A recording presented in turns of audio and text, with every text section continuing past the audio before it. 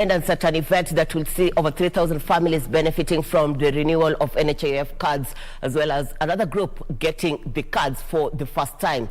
Let's listen in. Nina furaha tele kurudi nyumbani Mombasa. Sasa nimealikwa na kijana yangu Mheshimiwa Abdul Swamad Sharif Nasir kama mbunge wa Mvita, na nimekuja kama baba.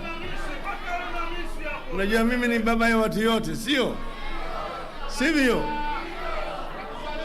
Sasa kuna maneno nataka kusema kwanza kwa kimombo ili dunia yote isikie sera yetu, sawa? Kisha nitarudi kwa Kiswahili.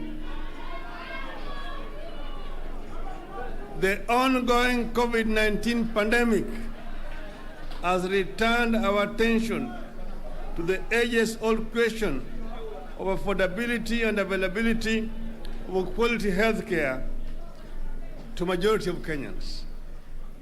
Despite the fact that health care is a constitutional right, quality health care is not just available to most Kenyans, it is unaffordable. The hardest hit are the poor, both in urban and rural areas. Today, 4 out of every 5 Kenyans have no access to medical insurance. Among the poorest segment of our population, only 3% have health care insurance. An overwhelming majority of our people, therefore, rely on out-of-pocket expenses to pay for treatment. The COVID-19 pandemic has shown us how risky reliance on the pocket to pay for health care can be. It piled more pressure on the millions of Kenyans who drop into poverty every year because of health expenses.